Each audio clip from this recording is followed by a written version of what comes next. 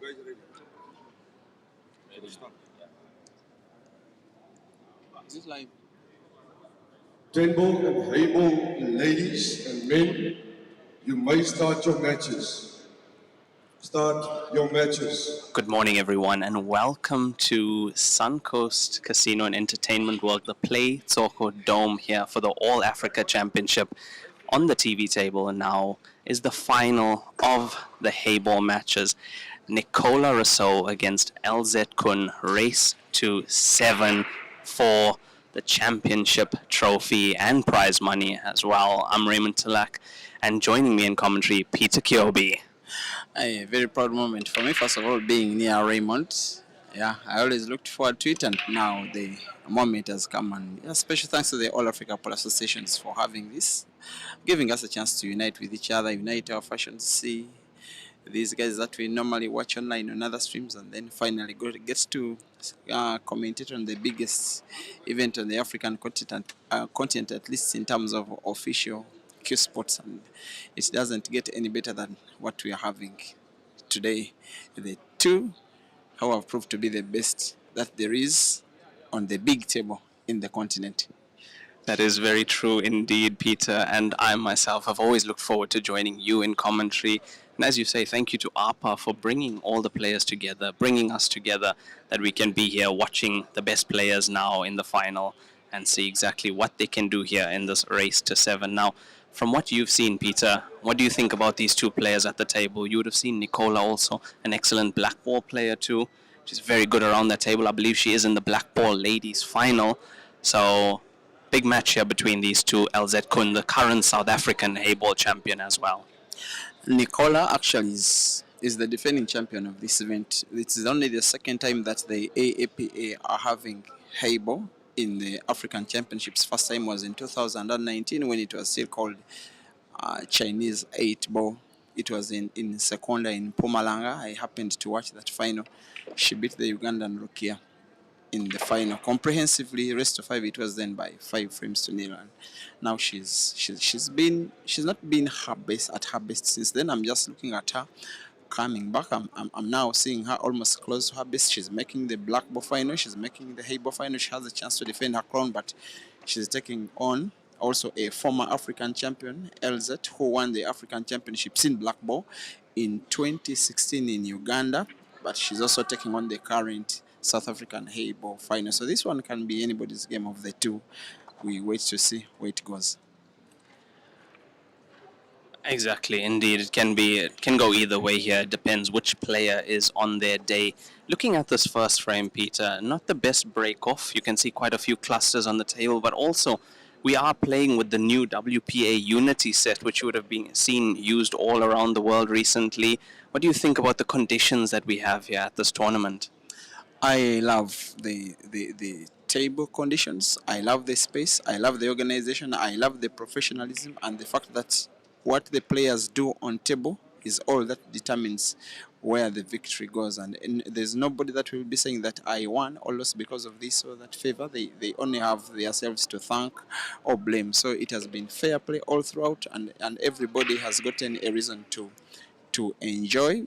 They've got a reason to celebrate. They also have themselves to blame for the victory, all for the losses, all in a sporting way. So everything has been spot on in terms of the organization of this event. Also the facilities, the balls, I love it for the fact that the facilities being used, the balls, instead of being named that's from 1 to 7, then the 9 to 15 colored randomly. Now we have obsolete colors defining one set of balls to be played one by one player and the other. I always thought it was challenging on the eyes, most especially those that are watching online. Maybe it was something that the World Heyball Federation did consider, and now the sport is easier to follow. Have to consider that it's a little bit new in comparison to other disciplines. So the fact that they are simplifying the people who are following the sport, I think, is even better.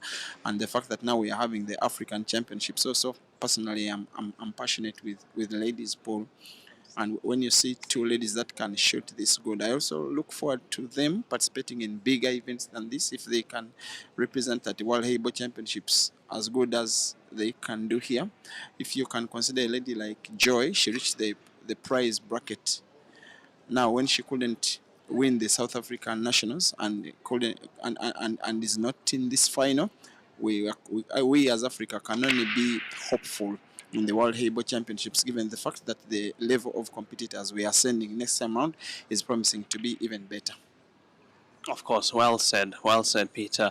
A tournament like this definitely does build our players in Africa as a whole, and we do then send the best of the best to the international tournaments where already Africa does themselves proud. And but on the topic of these balls, it is actually a bit easier on the eye, as you say, the unity balls, as well as looking at the patterns and the problem balls on the table. You can immediately see what your issues are or what your issues are not.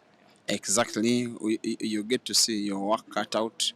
Sometimes a little bit easier to follow because the majority of these players actually started out on the small table. I like to see getting onto the big table is some kind of progress. Now for Nicola, she actually, as I saw on her socials, had graduated completely from the small table to the big table. But then she said, why can't I try to diversify and try out both? And look how she's in two finals in the same competition. She's for me one of the greatest African ladies ever to touch a cue stick, and also taking on another of the African greats. It is now the third. It's actually the fourth major African final that Elzette is getting herself in. She was part of the team final in 2016 as part of the singles final the same year. Now she's into two more finals. That is in two disciplines, both in the singles and she's definitely a living legend of Q sport on the African continent. I just hope that she gets to entertain the continent more and more and more, hopefully. But this one can be anybody's final. I agree 100%. On the topic of Nicola Rousseau, now I know that she is a multiple black ball South African champion. I'm not too sure how many times. Would you be able to recall? I think more than 4 times at least South African black ball champion, Peter. I once asked her how many titles she has won in South Africa, and she told me she's lost count. She's also so very versatile. That is 9 ball. That is now Heyball. That is black ball.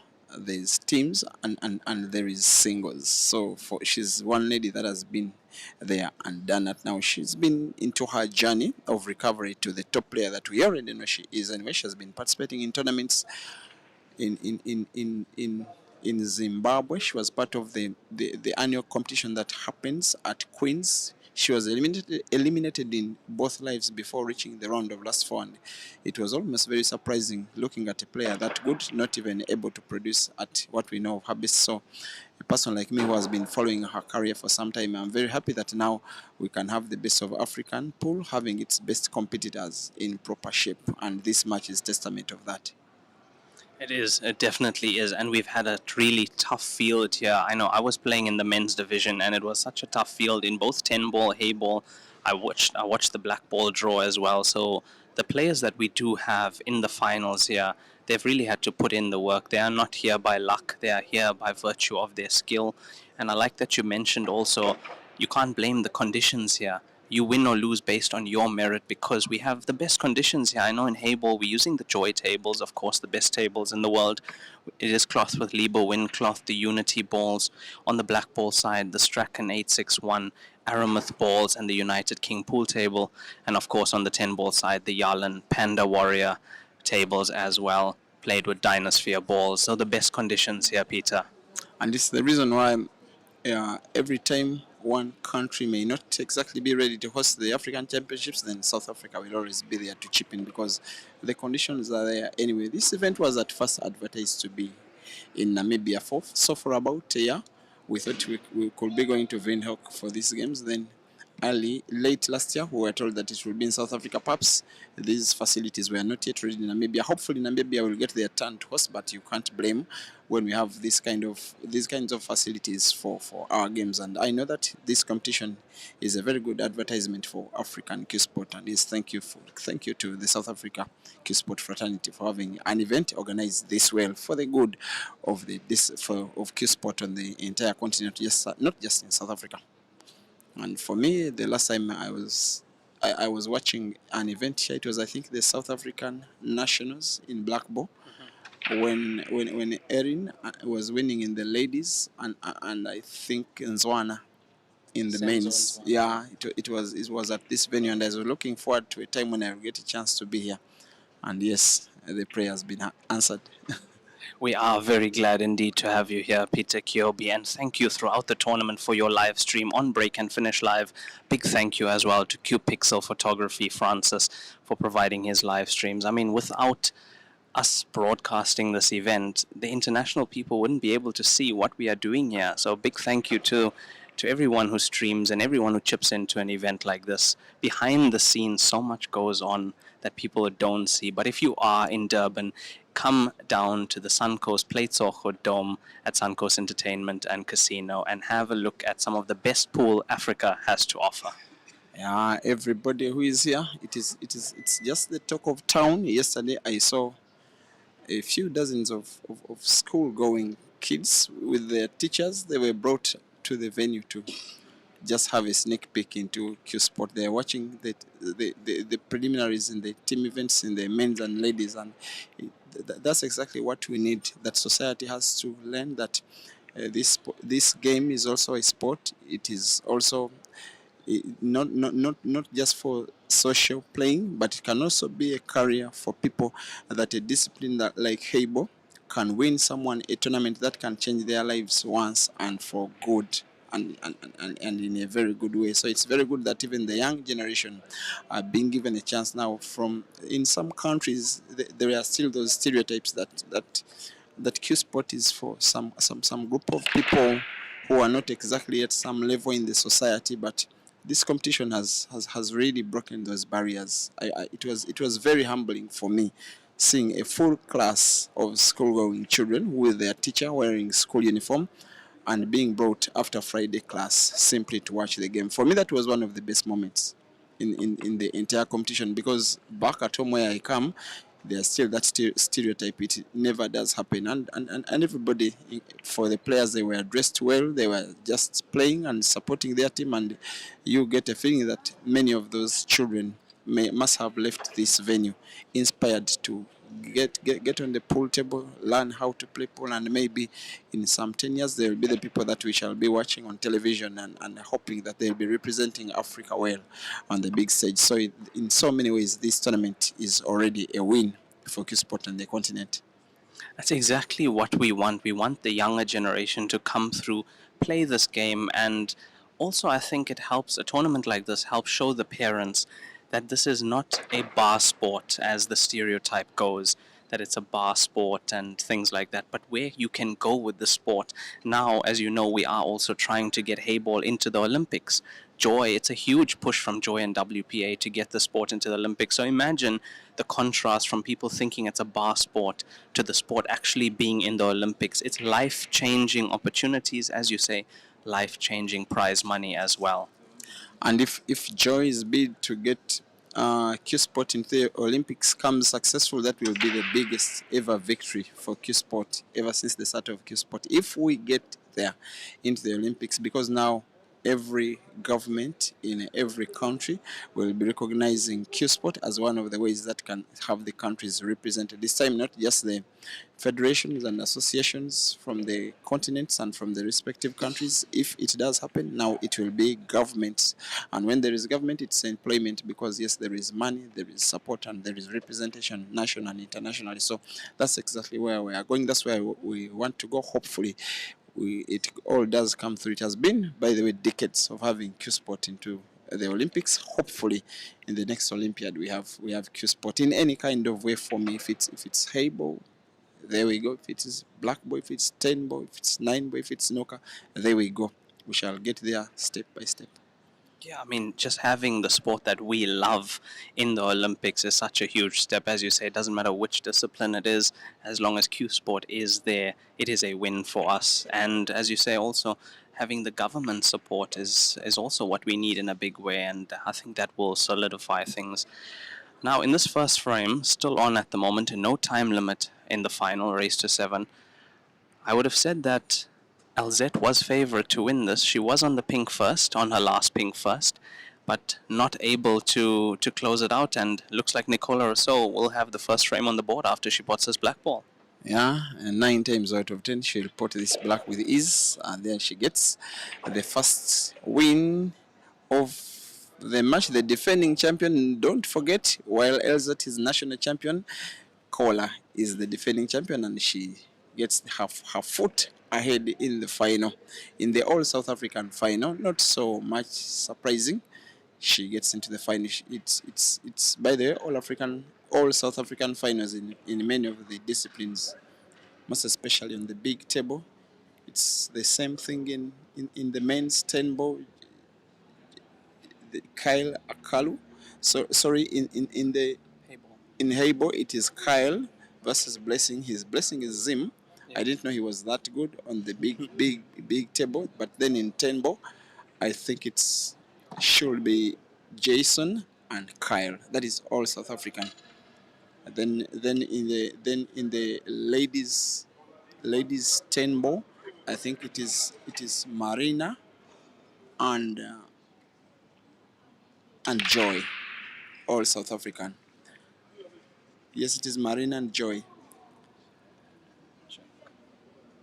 So maybe still confirmation that South Africa is still leading in terms of domination of Q Sport. This tournament has been testament of exactly that. The other countries are closing in, but not close enough. Also, the ladies black ball have South Africa's the same player that is leading in this final. It is South Africa's. Ladies 10 ball. Yes, the ladies 10 ball is Elzette and Joy, not Marina. Marina, I think, Was knocked out by Elzette. was knocked out. It's actually Elzette who is in 2 finals. Imagine that. Yeah, and she's also won the APA games. That was in 2016. So she's some kind of leading legend of South African sport. Also, she's been one of the faces of African pool for more than 10 years. I mean, what a feat that is to be in 2 finals on this day of the finals for Elzette Kun, and I'm sure she'd love to walk away with both those titles, but can Nicola Rousseau or Joy Willemberg put a stop to that? And at the moment, we do have the men's finals in the 10 ball on between Kyle Akalu and Jason Turon, as you said, Peter. That is being streamed by SA 9 ball, I believe shared to the APA page as well. And on commentary there, Craig Bauer and Lenyuk Chetty. And that one will be very interesting as well. I've not seen a player from Africa who simplifies the big table as good as others simplify the small table. For me, that player is Jason. Yeah. Of any African player, he really makes the big table simple. The moment I saw him play just one match, for me, he was the favorite on the big table. And I'm not surprised he's in the final. I hope that Kyle gives him a very good challenge. But so far, I think it is Jason that is having a lead in that one.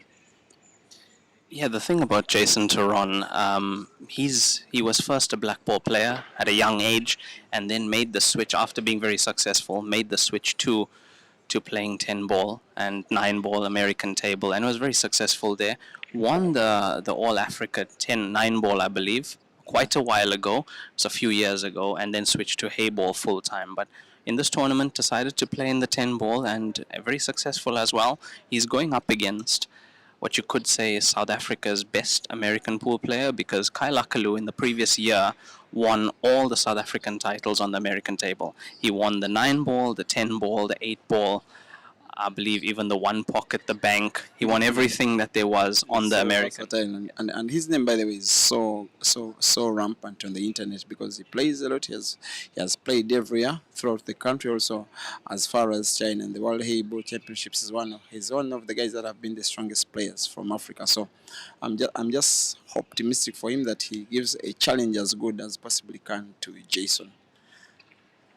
In that one, we shall be getting an update from there, but for the one that we're watching, still has Nicola lead by 1 frame to 0 against Elzette. They are racing to 7 for the gold medal in no time limit, as the defending champion is on the table. Seems to want to pot perhaps to the corner pocket. It is 4-0 in the men's 10 ball final. It is Jason up against Kyle. Well, that one should be raised to 9, isn't it? And in no time limit. But those guys can really simplify the big table, the 10-ball table. They make finishes look so simple. I really love watching them, and both of them. Hopefully, hopefully this year could be a big breakthrough year for Africa. I like it for the fact that the 10-ball and Heyball have made it into the AAPA games. It's because the big table, as I like to call it, is mostly where the money is. Yes, we like black ball a lot in Africa, but the black ball events don't have a lot of money in them. Money is so much into Heyball, money is in 9-ball, money is in 10-ball. So most of the players that start out as small table players with black ball and international rules and 8-ball, they normally graduate to the big table, just like Jason, just like Akalu. So I just hope that this year is Africa's breakthrough year, because for a lot of time, most of us are watching the big events like the World Heyball Championships in China, and we see the African players struggling to make it into the big money. But for the fact that now we have African events, having Heyball, having 10-ball, maybe we're on the verge of making it through, because we have got the talent. I just saw a lady from my country called Rashida. Now in Uganda there's no 10-ball. There's no 10-ball table. No 10-ball table has ever stepped in the country. In fact, she only googled a little bit the rules while she was on the flight to see what she's going to play. And in fact, when they were lagging, when they were tossing, she made sure that she lost the lag in order to see how the rack is done, to learn from her opponent. But then she played and reached the semi-finals. So that's testament that the talent is there in Africa. When a girl like that is managed well and handled well, she can create any problem to any player, especially that she was taken down by Joy, who is a seasoned player on the big table.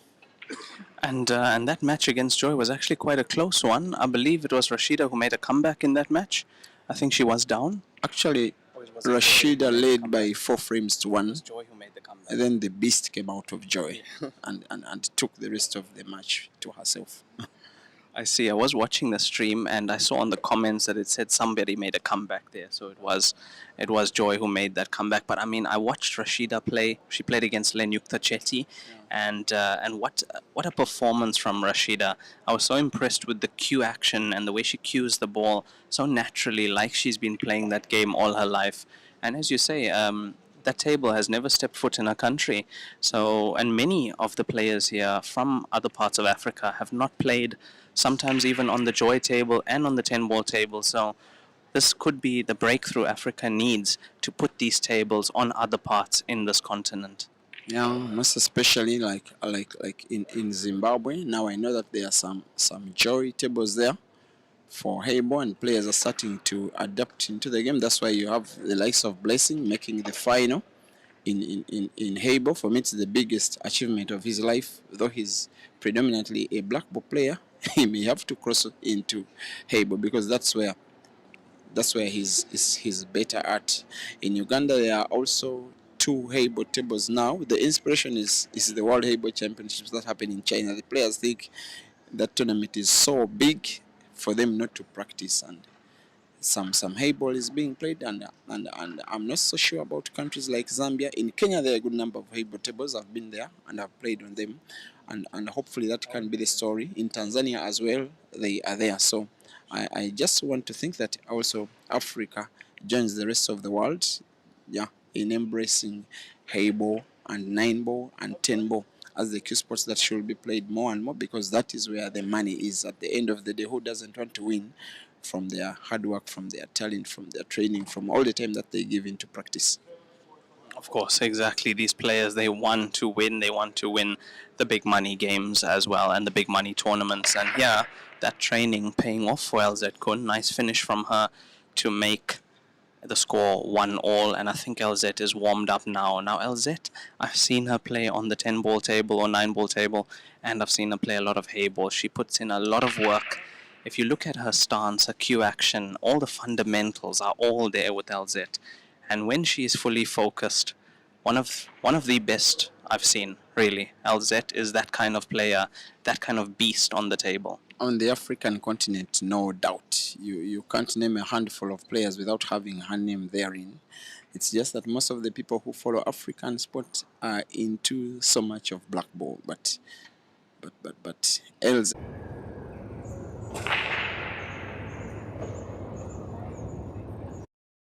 top for 12 straight years, like being on the top. She was African champion in 2016, and in 2026 she's in 2 finals and in 2 different disciplines in the African championships. She's such a legendary player.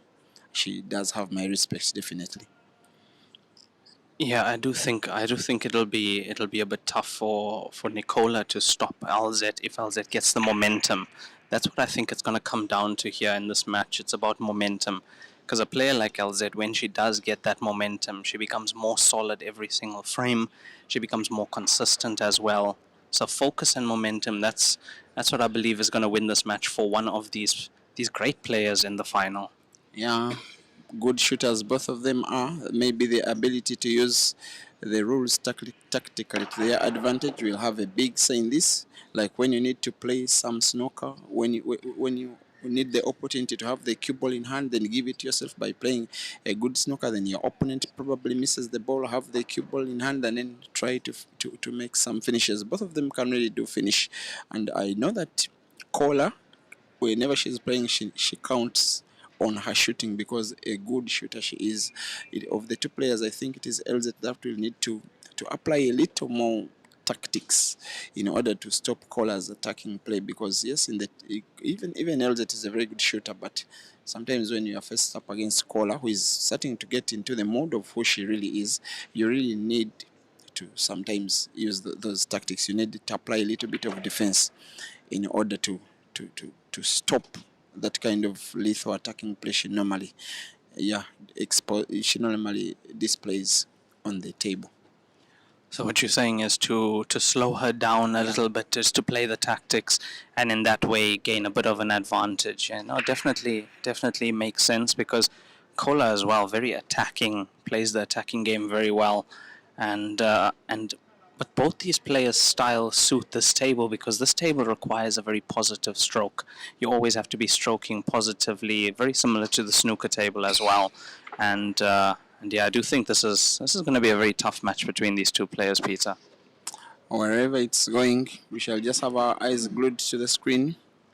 You don't want to be a follower of Q-Sport and then probably want just someone to tell you how this one went. You want to watch it by your own self when the best 2 players on the African continent on the pool, on the big table are shooting out against each other, and there is gold to win. There is a place in history to try and take. This is only the 2nd time that Heyball is in the African Championships. For Nicola, a chance to successfully defend her title. For Elzette, a chance to cement her status as Africa's best Heyball female player, because she's South Africa's champion. She wants to take this one to dethrone Nicola from being African champion. So it's very important for either players to win in 2 different ways.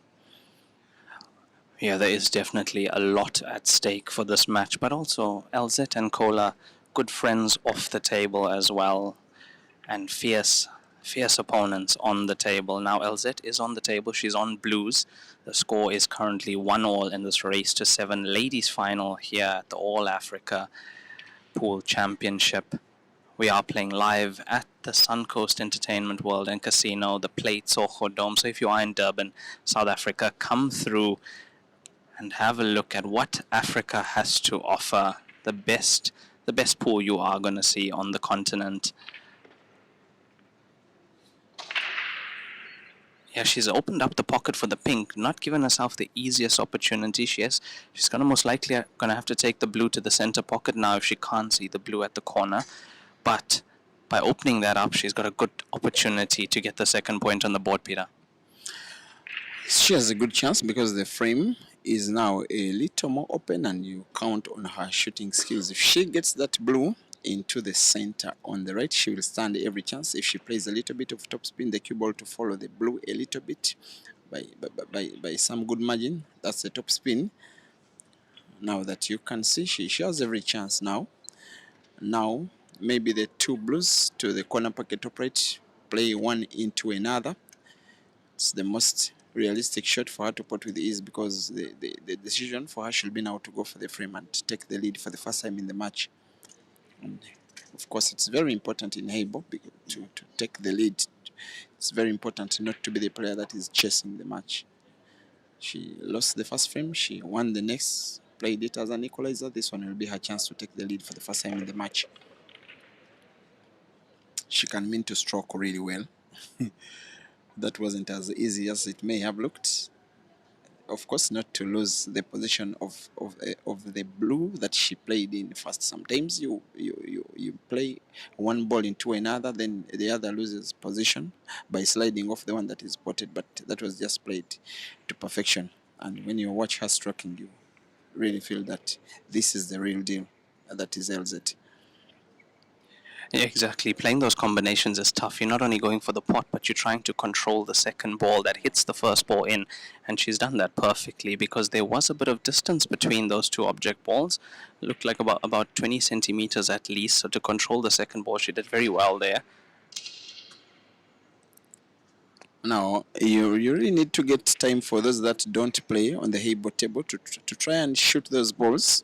Then you see the difficulty that comes with potting and manipulating the cue ball, and how big the size of the table is. That's when you appreciate what Elzette is doing now. And look at the backspin she did, and the balance of power in her hands to have sight of that blue that she's potting, and it is full sight, and yet, oops. Oh, that was so unfortunate. Very, very, very unfortunate. She just lets Kola have the cue ball in hand. Do you think Kola could be tempted to play her pink into the blue at the corner pocket, then give Elzette back the cue ball in hand, but with cue ball perhaps frozen or something? Some tactics sometimes need to come into play here. Like it's what she's doing. Play pink into blue. I would have actually used the other pink to play this shot, Peter. I'd have used the pink at the bottom of the table. The one at the bottom, not the one that she's playing, but she can justify herself if it comes through. Can we say that will do? You see, the problem I have with playing it like that is she still has a pink ball on the cushion. Now, if she would have played the pink ball that was down, she would have put it in the pocket for sure. She would have left it at the pocket. And leave the cue ball just at the bottom end. It will be very unlikely that Elzette will be finishing the frame. So that may have been a not so good game reading from Kola. And now Elzette will have the confidence, knowing that whether or not she puts, that's why she's going for precision, too little power, with the intention to leave her blue set at the corner pocket bottom right, and thereby leaving not so good position of the cue ball for Kola. May have to play the one that is close to the cushion, move the cue ball a little leftwards, move it just behind the black to play snooker, just like that. Yeah, good shot from Kola there. I think she might have left. There would be a one cushion escape possibly, or even a jump if Elzette can't see this full ball. But I believe this should have been Kola's frame when she had the ball in hand. If she played the right shot then, Peter, it would have definitely been her frame, leaving the pink in the pocket. She'll have herself to blame when she doesn't win this frame. But now that the defense that she has played could give her a chance, I wouldn't think that Elzette will go for the jump, because playing off cushion is way safer and way easier. It also gives her a chance to pot if she goes for it, a chance to leave the blue packed if it's what she intends. She plays off cushion, she doesn't pot. I think it will be okay as well. And for Kola, she may want to play the same exact shot she played previously. Just have the cue ball slide off the pink, which is close to the corner pocket, then move the cue ball just behind the black, or maybe some position in between black and the second pink. But it has to be very good balance of power.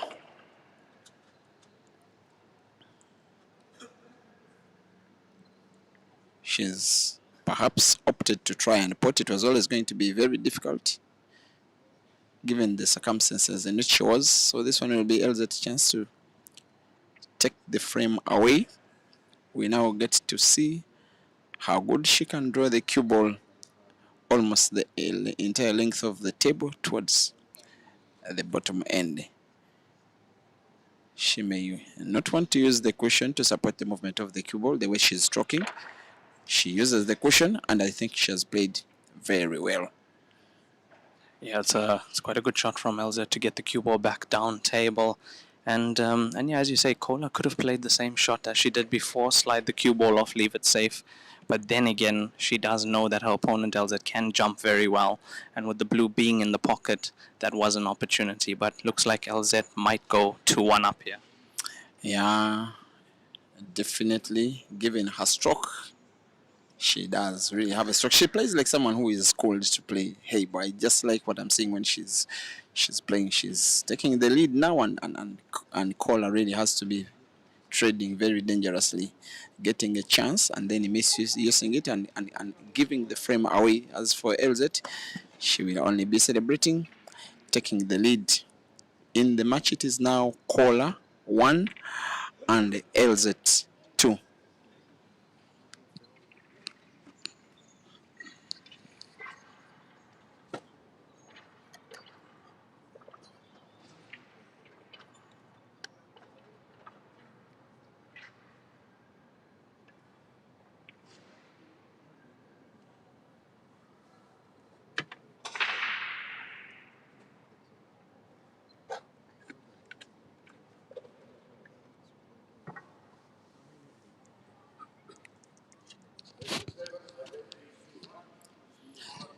In the meantime, dear viewers, the live stream of this action is on the All Africa Pole Association's Facebook page, as well as Key Pixels Photography Facebook and YouTube. The second ever AAPA African Q Sports Championships that have Heyball in it, the first having been in 2019 in the same country where we are this time. Then we were in Mpumalanga province. This time around we were in KwaZulu-Natal. It was Elzette that won the ladies singles final. She beat the Ugandan Rokia Nege by 5 frames to nil. Now she's down by 2 frames to 1 against fellow South African. It was Kola that won. This time round she's 2 frames to 1 down against Elzette Cohen. In the 10-ball men's final, Jason leads by 5 frames to nil. 5 frames to 1 against Kyle Akalu. No time limit in the ladies' Heyball final. No time limit in the men's 10-ball final. The winner shall be the first player to the magic number 7 for the ladies, the first player to the magic number 9 for the men. Once again, Jason Theron 5 and Kyle Akalu 1, Elzette Cohen 2, and Nicola Rozu 1. Thereafter, more finals are coming up. The team events are done in black ball. All have witnessed successful defense of the championships by the South African national team. In the ladies category, they defeated the Kenyans in the final by 13 frames to 3. First ever time that the Kenyans are making the knockout, men and ladies combined, by the way. And then in the team event, the South African national team did beat the same team that they beat in 2023, that is Tanzania, in the final. We still have the singles in the ladies black ball. Still Kola of South Africa to be taking on the Ugandan Rashida. Then in the men's black ball singles, South Africans Sean Mathews will be. It is Sean Mathews against Harry Howdini Martin in an event that has been so far South African dominated. Then for the rest of us from the rest of the continent, we still have some ropes to pull, to try and match the South Africans, who are still matching, as versatile as they can in all the disciplines. And we're just hoping that the next event shall be an improvement from this one in terms of the number of participating countries. Maybe have it in a different country this time round. Why not? There was an attempt for hosting rights by Kenya, then Namibia. Hopefully one of them can get the bidding rights. I would fancy Kenya because the last 3 editions have been in the Southern African region. Also, Nigeria is on board this time round. And yes, why not the AAPA family visit West Africa for the first time ever? Nicola Razou, 1. Elzette Cohen, 2. Is Kola from Cape Town, Raymond? Kola's from Gauteng. Kola plays out of Gauteng. Yeah, Elzette Kun plays out of Cape Town, Western Cape. She plays out of Sessions Billiards Club. Oh, she's with Sessions. Yes, she is a Sessions player. You So must have Craig heard will be Craig Bauer, give us a Sessions. Craig will be praying. I see.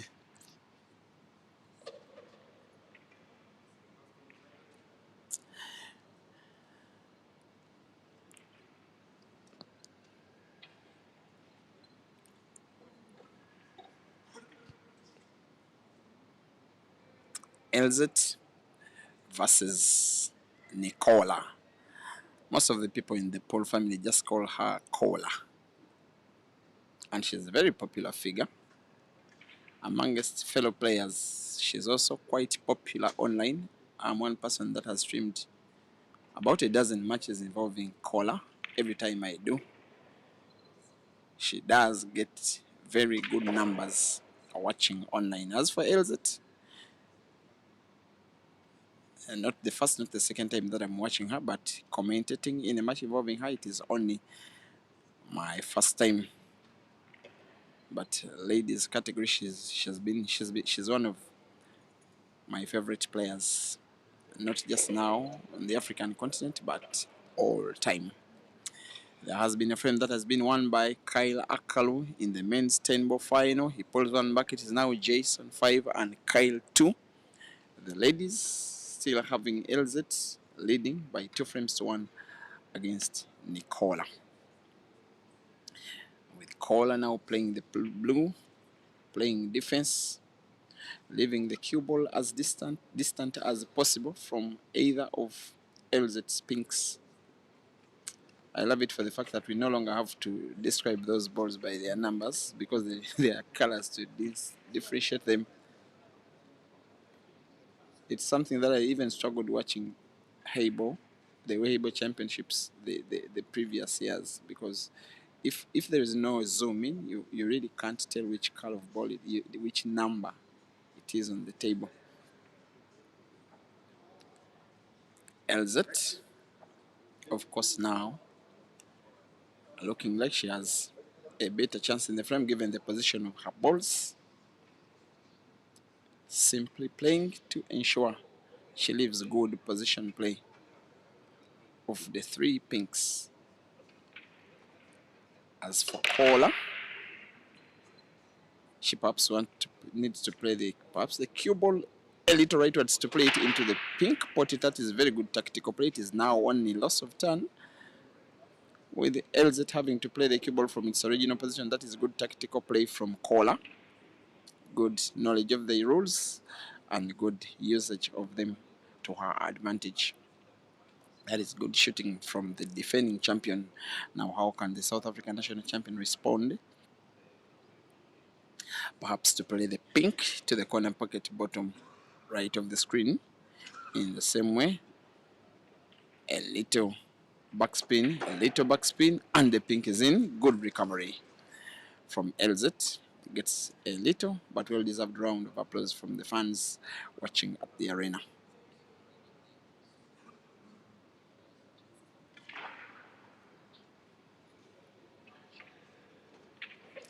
She has sight of the 1 remaining pink on the table. aiming to play it right against the cushion, roll it to the corner pocket top left, must maintain cue ball for the 8, which is the all-important ball. She pots, and the cue ball has been played even better. The South African national champion is in business here. Well, tricky is the position of the cue ball. She's one player whose stroke I trust in situations like this. She'll be playing the black, the 8, slow to the corner pocket top right. It's off and has played it right behind the Elzette's blue. That one will not go down as an opportunity well utilized by Elzette for caller. It will be opportunity welcome to try and play, try and defend the frame, try and equalize in the match.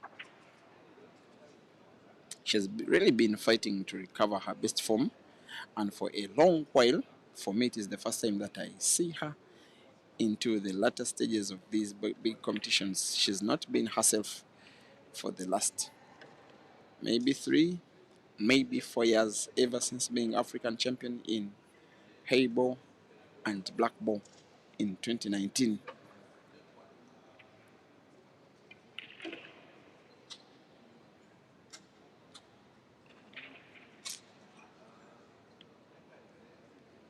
There she is. Now, Peter, usually in the game of Heyball, from what I've seen over the many matches, is that usually if you are on the black ball and you leave it safe and your opponent has more balls on the table, usually your opponent wins that frame. Because there's so much they can do. They can hide the cue ball, they can open up their balls until it's an opportunity to go for the frame. They have the frame in total control. They decide when to pot, when, like you said, hide the cue ball, or when to play defense. Normally, they will only be careless, by the way, to lose the frame. That is what Elzette has as a disadvantage in this match. She's only having one ball on the table, that is the 8, and it for caller. Well, the Blues are positioned tricky, but she decides when to pot or when not to. Like you can see, she's opting to play defense. Oops, it's like Elzette has some sight of the black, not so. I think this will be going down as a shot that may have been played a little carelessly by Nicola. At one point, I opted that she would have played into the Blues, the two touching each other, then slide the cue ball off them, move it to the bottom end of the table, which she didn't do, opting a relatively tough shot and leaves the white hanging. The disadvantage is that Elzette is not utilizing her opportunities well for the second time when she visits the table. And we are back to square one with now the 8 positioned right behind the blue, and the frame can be anybody's. This time round, Kawala plays Toto Snooker.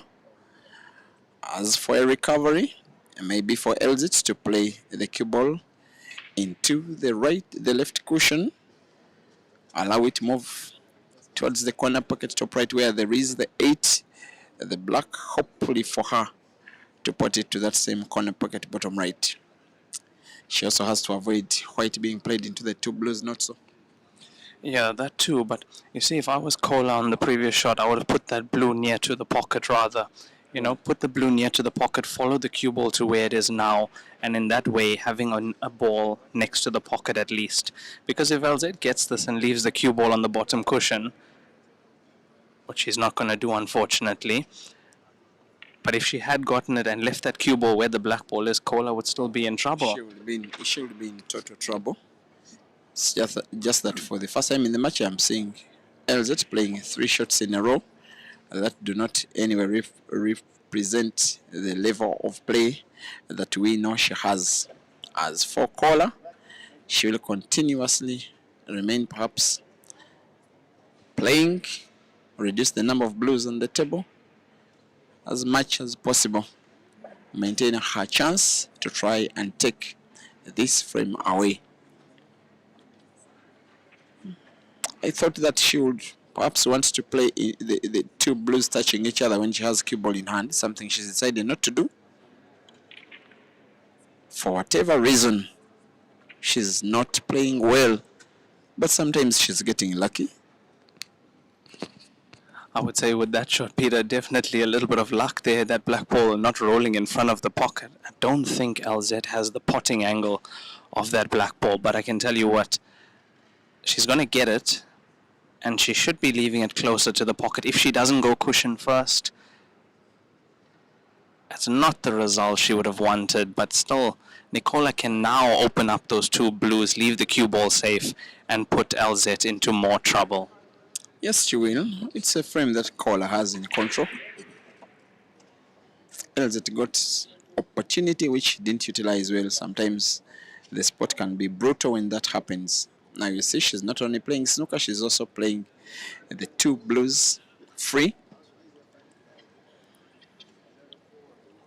Kola will quite definitely be finding the black, but off the right cushion. She needs to play it with a little power, not move it a big difference from the pocket. I don't think that one has been a shot well played. It just gives Kola the confidence that this is a frame she can realistically take. And I think it will be the frame that is taking the longest amount of time in the match so far. And this race to 7 could take us the next 1 hour or so. Unless one of them wins frame after frame after frame. Now Kola should be playing a shot that thinks it should be the last time she's playing defense, because next time if now Elzette leaves the black on the table and in space, Kola will be fancying her chances potting the 4 blues and hopefully for her the black, hopefully for her as well to equalize in the match. What do you think Elzette will be doing for this kind of black? I think you have to play the bank to the top corner here, Peter. That's what I would be playing here, because she's going to be giving Kola a shot here. Look, that was another shot that she could have played the tactical, leaving the cue ball on the cushion. But then again, Kola has more options, having 4 of her object balls on the table. She could attack, go to the center, which she's not going to do. She's going to play the blue where she's at and try and leave the cue ball on the wrong side of the black ball. She's not going to get the snooker, but she's going to get wrong side, which means the potting angle will not be available for Elzette. Kola should then have the advantage once again when that blue is then more in front of the pocket. Definitely. It's what she's doing. One may think she was listening to you, Raymond. As for Elzette, by there is that bank, black off the right cushion into that same position where the cue ball is. There is space to pass the black, either direct or off the blue. As well, it could be off the cushion and off the blue. Off cushion into the blue. Not fortunate. Well, that was close. It was just not close enough. Another opportunity comes begging for Nicola. Maybe the blue that is closest to the cue ball, put it into the corner pocket top right where she's having the cue. The cue ball naturally bounces off the left cushion back to the space at the top end of the table, where she may have to play the blue that is frozen against the cushion into the same pocket where the black ball is. That's what I think Nicola will be trying to do.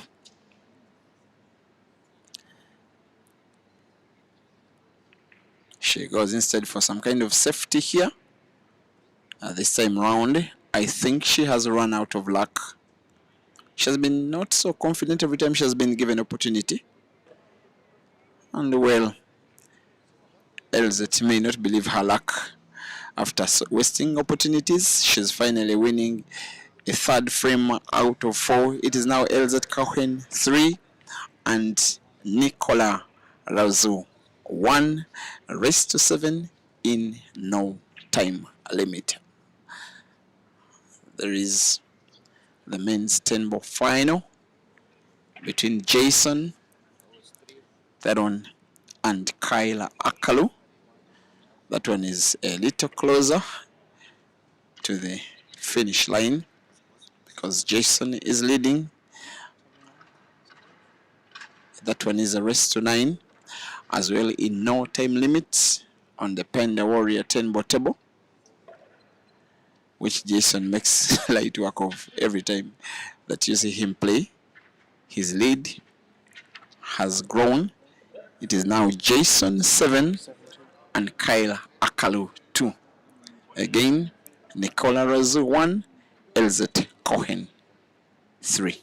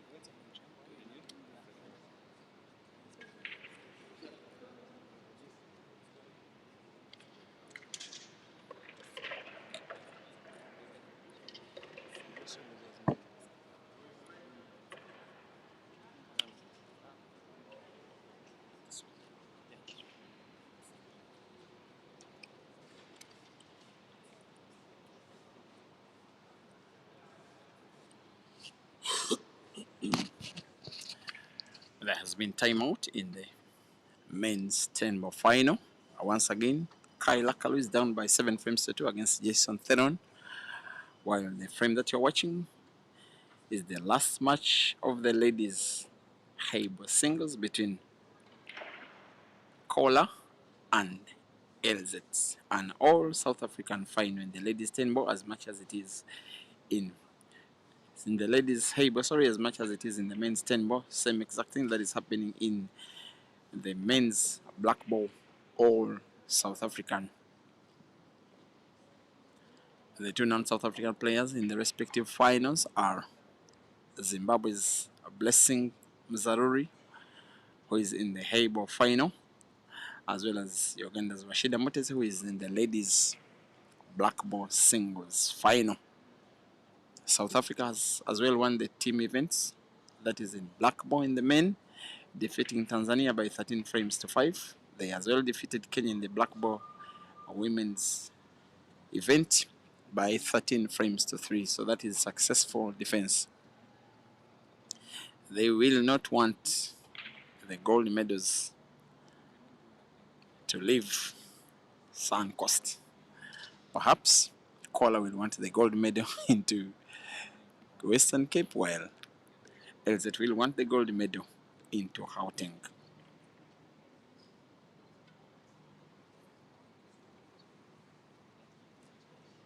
You are watching the All Africa Key Sports Championships. We are at the Suncoast in Durban, in South Africa, right along the Indian Ocean event that is organized by the All Africa Pole Associations, the continent's official governing body for key sport for Heyball, working alongside the World Heyball Federation. The event is open for all member countries, member associations of the AAPA, that is being organized in South Africa for the second time in a row. The tournament has a lot of history for most of the years. It has been predominantly black ball. The 2013 edition was organized in Lusaka in Zambia, won by Zambia. 2014 it was organized in Dar es Salaam, Tanzania, won by South Africa in the men's team event, also won by South Africa in the ladies team event. The men's singles were won by Ishmael Mthetho of South Africa, defeating Aiden in the final. 2015 it was organized in Lesotho, and it was won by South Africa in the men's and ladies team event. 2017 it was organized in Harare, Zimbabwe, won by South Africa in the men's as well as ladies, predominantly black ball. It was That was the year the AAPA decided to have it once every 2 years instead of once every year. Hosting it next in 2019 in South Africa, the year that Heyball was introduced. And the Heyball team event was won by South Africa. Heyball ladies event was won by South Africa. And the Heyball singles was won by Jason Theron. The Heyball ladies event singles was won by Nicola. The black ball team event was won by Uganda. The black ball men's event was won by South Africa. The men's singles in black ball, the event was won by Jason. No, it was won by Vishen. Jack Dave defeated Aiden Joseph in the final. Then the ladies black ball singles was won by Nicola Rozu of South Africa. She defeated Victoria Namuyanja of Uganda in the final. Of course, there wasn't the APA in 2020 as well as 2021 because of COVID. Being hosted next in 2022, it was predominantly played in black ball. Won in the men's team event by Zambia, who defeated South Africa in the final, and the ladies team event was Uganda. They defeated South Africa in the final. The singles were won for the men's by South Africa's Aiden Joseph. He defeated Zambia's Victor in the final, while in the ladies, won by Uganda's Rukia Nega. She defeated her younger sister Rashida in the final. Then the last edition that was played to present it was 2023. Also played predominantly only in black ball. Won in the men's team event by South Africa. They defeated Tanzania in the final. Then in the ladies team event, South Africa defeated Botswana in the final. The ladies singles in the event was won by Marina Jacobs. She defeated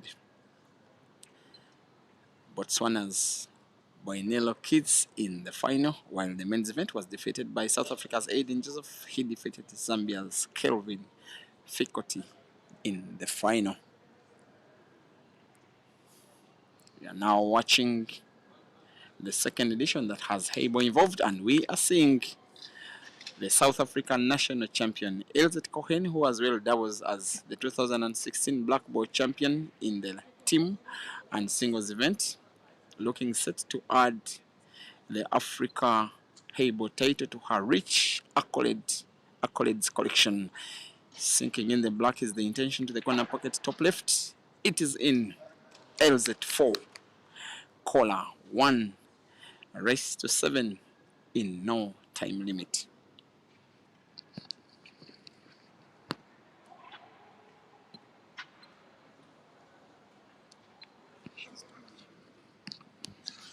Yeah, that was an absolutely brilliant finish from Elzette there. The ball down the rail, I thought that would be her problem there, Peter, when she took that one up, because of the was a second last shot before that where she actually pushed it down the cushion when it was by the center pocket. But the way she took that on, and I was watching, you could see the table is rolling straight as well. There was nothing there to... Nothing like the table balancing or leveling. That's why in the first I had to upload first the All Africa Pole Associations for having these world-class facilities for these games.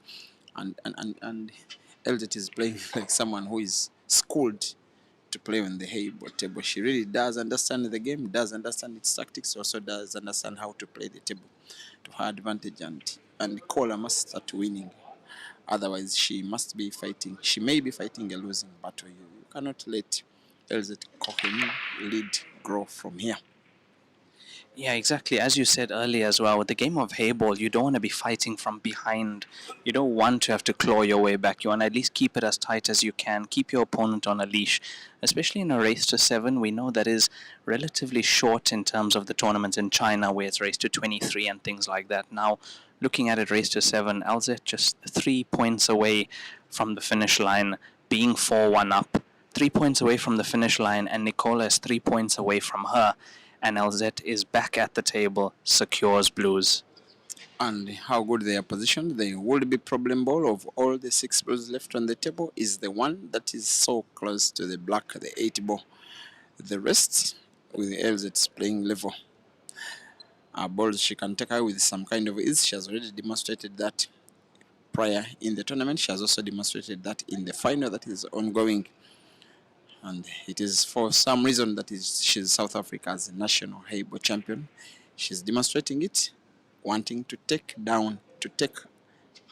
Nicola's crown from her of being African champion. For Elzette, she will be the second player ever to win the African title in Heyball, but it will be very special when she beats the defending champion to take that crown. Also makes a lot of sense. When you are South African national champion, then you can't fail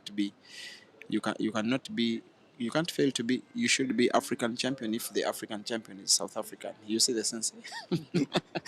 I get exactly what you are saying. Yeah, if you are South African champion, you should be All Africa champion if the previous reigning champion is South African, of course, because it means you should be the best in your country, which Elzette is at the moment proving. And I actually liked the shot that she played. She was on the clearance, but as you said, the problem ball underneath the black ball. Now Peter and I are sitting a few meters away from the table, and we can actually see that blue does not pass to the same pocket she's going for now. That it would be the top left corner, which is why she's tried to play on to the center pocket. And I believe she might have to play a tactical shot once again, because I don't see a way out of this one for her.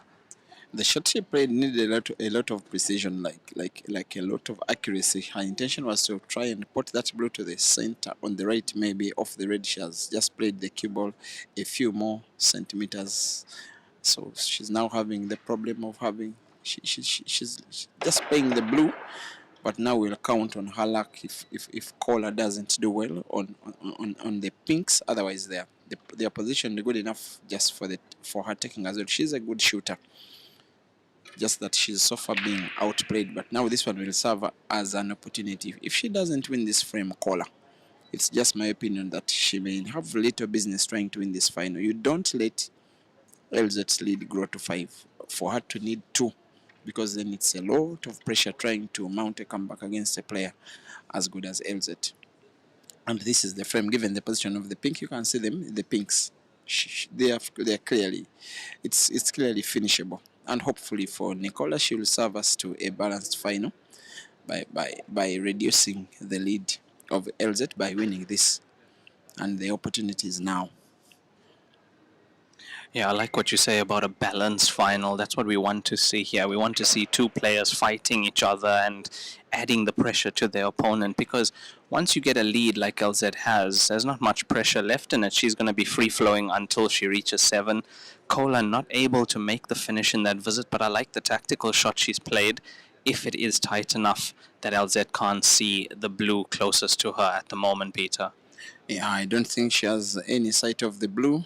The option is to play off the cushion. The prayer for Kola is for Elzette to grant her the cue ball in hand if she fouls. Yeah, because if she does get a blue here, which she does, and it's going to make contact with the cushion, she's leaving Kola now a very open table on pinks. And as you said before, Kola should be making this clearance. She has to make the clearance now and make the score 4-2. Yes, the frame is in her favor. She knows she should. She's experienced enough to know that in the final, you don't have to leave it too late to start your fight. You have to fight as early as you can, and hopefully for her, she does.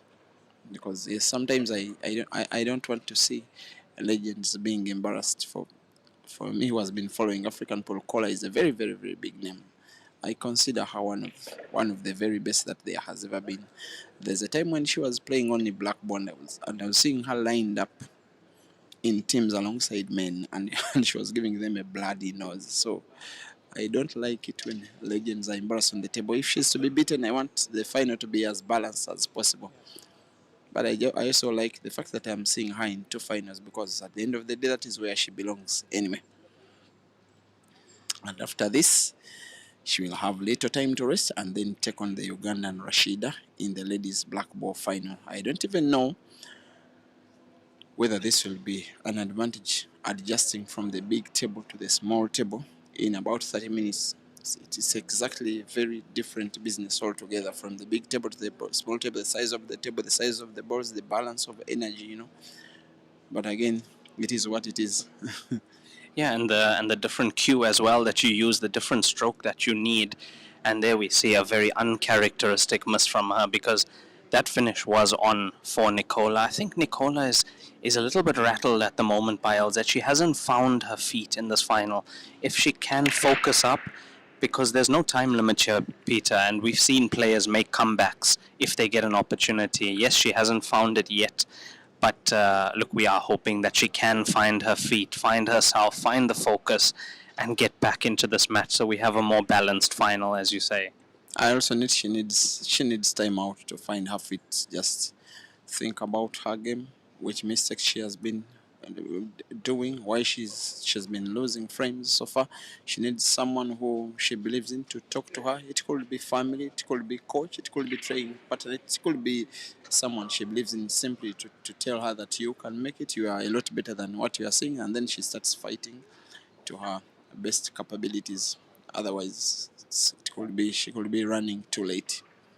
It's a very important point you just mentioned there, Peter. I mean, having someone who believes in you, or even your coach in your corner in a stage like this. Yes, your coach can't tell you anything during the match, but there is a player timeout at 7 frames. The players get a 10-minute timeout. Now, in that 10 minutes, it's such an important 10 minutes. It's for you to center yourself, find yourself, and as you say, speak to somebody who can put some positivity back in you and take it from there. And we've seen matches change after a break, and that could be the reason why, because they've spoken to somebody or just spoken to themselves in a positive manner, and Now, that is something changed. I may need to consult from you. While well knowing the manager or coach cannot do their coaching role during the match, can they tell you that you need time out when the 7 frames are done?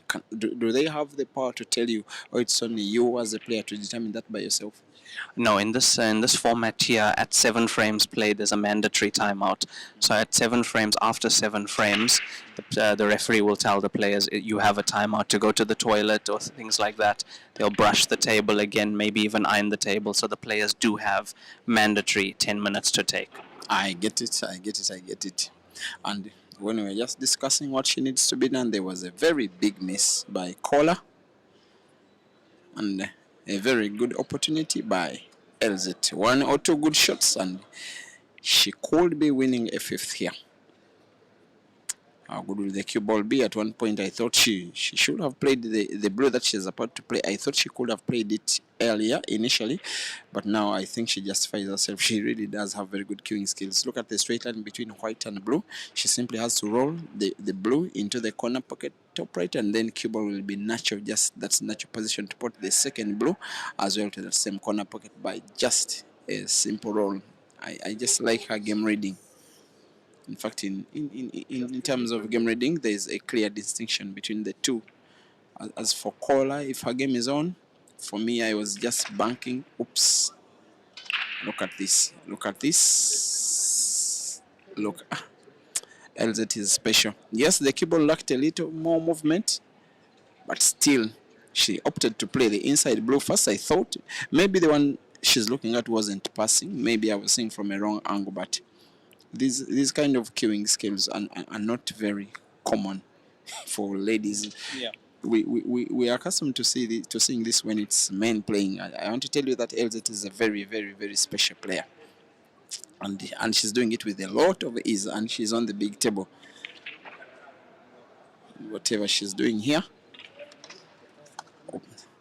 that was unfortunate. She was able to put then play the cue ball into the pink, off the pink into the side pocket. So there comes another opportunity for Kola.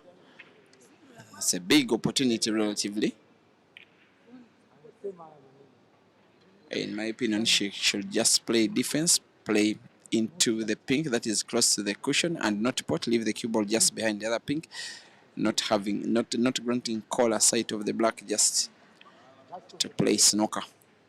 I'm actually a little bit surprised by the shot selection from Elzette there, because you also saw that if she played the straight ball first, stun the cue ball, she would have played the angle on the next one, the lower blue, come around for the black ball into that same pocket. But as you say, maybe we couldn't see that the first blue could pass, because it was a bit risky relying on the 2 cushions to come around for that ball into the center pocket or even the corner. The pace was always going to be an issue, especially if you are coming across the ball rather than into the angle. But yeah, Kola has played the safety here, but how safe is this, Peter? I think it is safe enough. There could be some sight of the 8 for Elzette because she seems to be stroking straight. Oops. She's continuously surprising. But my mind is still not off the other opportunity, which I thought she blew away. When she played the inside blue first, I was like, I think the one that was close to the cue ball wasn't passing.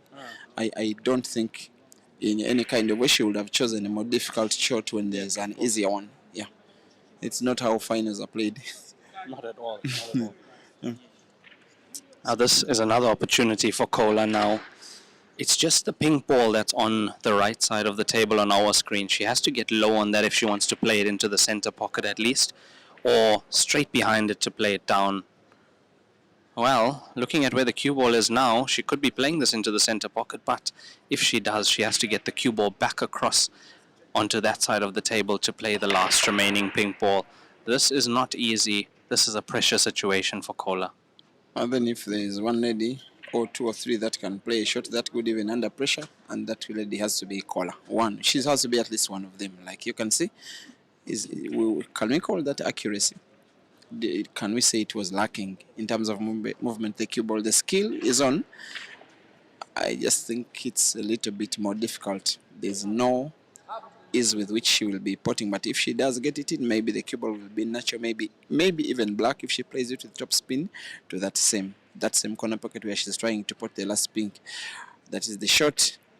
But yes, she doesn't pot, but it's understandable the amount of energy she was using.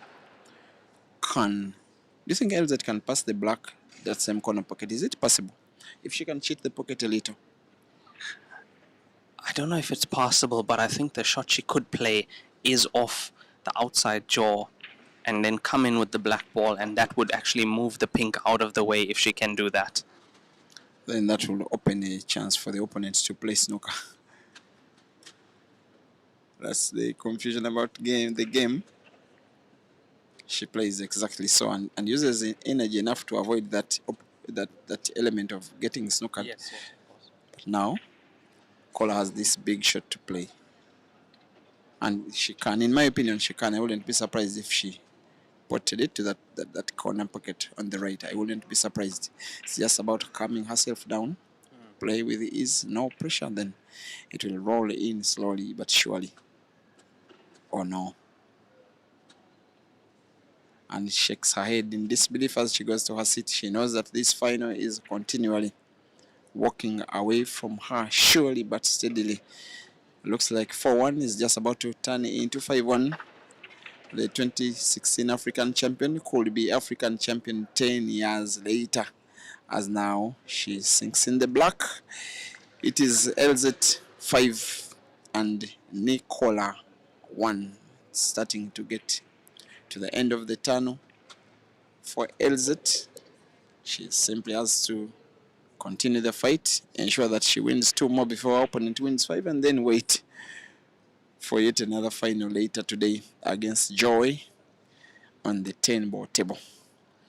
Yeah, that was going to be a tough shot for Kola there. I know we both thought that she can make that shot if there's anyone who can make a shot like that under the kind of pressure, but it is a lot of pressure. You're playing against Elzette Kun, who is flowing now, has found her rhythm, found her focus.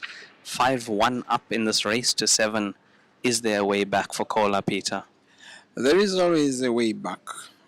The question is, will it be there? Now, you get hope when your opponent is so lucky in comparison to you. You have the hope when your own game is just having something small looking, but so far it is Elzette outplaying Kola.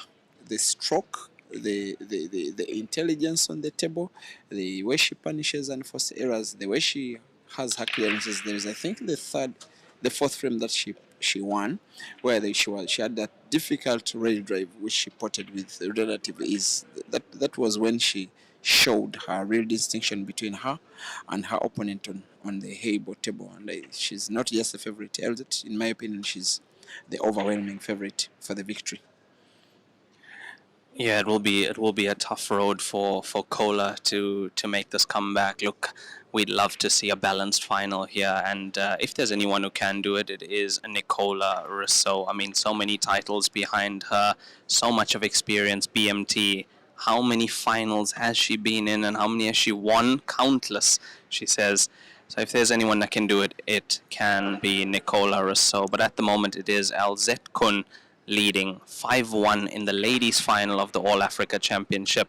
We are live from the Pleitsoko Dome here in Suncoast Casino and Entertainment World.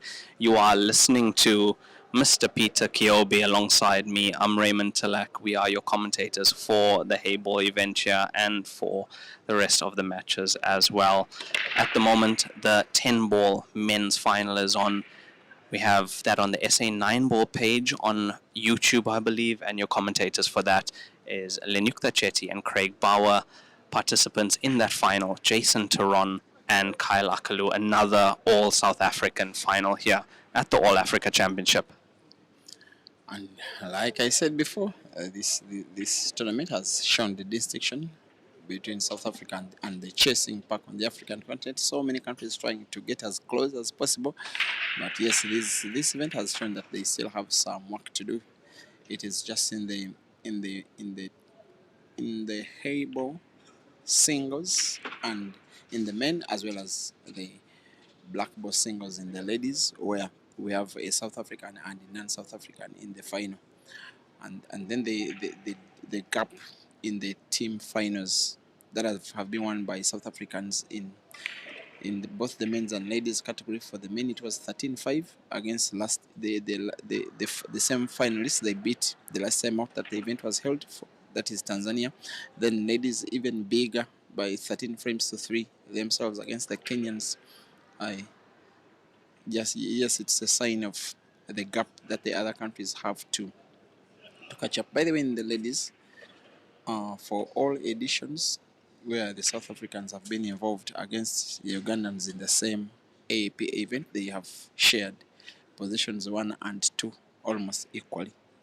Actually, it was the Ugandans have, for the last editions when they have been involved, been dominating against the South Africans in black ball, because they won the Howley Cup here in 2023. They also won the black ball AAPA in 2019 as well as 2022. They were also starting to do well in the singles because they won the singles in Lusaka in 2022, even the Howley Cup in 2023, having missed out on the AAPA because of visa issues. So it was a miss. We really missed the Ugandan team, especially to give South Africa a bigger challenge in the ladies, because we want the tournament to be as balanced in terms of competition as possible. But you give a lot of credit to the Kenyan women. For me, they are the most improved team, men and women combined. They are not so new to the AAPA. In fact, it's, I think, the third time that they are fielding a full team in the team event, but they have given everybody very good competition. They came second overall, and yes, in the preliminaries they beat South Africa, but then South Africa came out in their natural mode now in the final. And of course, the Kenyans were a distant second best team, but you give them credit to the amount of competition that they gave the South Africans. And in the same competition now, Kola is starting to give Elzette, at least in the ongoing frame, it is more of the Kola of old. She looks to be set to win a first frame out of the last 5 by simply rolling the last blue to the side pocket on the left, then black corner pocket top right where she's perhaps standing. This one will be her first in the last 5. That is more like it. Raymond, not so. Yeah, it is more like it. This is exactly what we needed to see from Nicola Rousseau. She's done very well in this frame. And as you say, it has been 5 frames since she won her last frame. This black ball, not to be Peter. How, I'm looking at the expression on your face. You cannot believe it. Surely. I had called it. I have counted it, not because the black was there for the taking, but also for the fact that the player who was playing the black was Kola. Whatever is going on in her mind, of course, this frame will be the 7th. Whether she wins or not, she will surely be the player of the two that needs that time out the most. And now time to see how even half an opportunity can be utilized by Elzette. It's just one shot that we have seen from Nicola, which is, in my opinion, a summary of her performance in this final so far. And there's the South African champion playing defense against the tournament's defending champion. But with the sight of the black, I still fancy Nicola here to bank the black off the cushion on the left into the side pocket on the right. It is possible. The cut between white and black has to be too sharp, but I believe the cue ball is safe being played into the pinks at the top. She goes for inside the corner pocket. She almost got lucky there. And like you said before, a frame like this, it is the player that is on the pinks that is having the advantage, because they decide when to pot or when not to pot, when to play snooker, when to simply tap the cue ball a little into the object ball. It's just them controlling the frame. Yeah, and they also decide whether you get to see the black ball or not. In this case, Elzette is playing safe, and where has the cue ball gone? No, she's left a big piece of the black ball on. This can go to the corner, but this has to go because Elzette has now maneuvered her pinks into better and better positions, as you can see on the top right side. So this has to go for Nicola.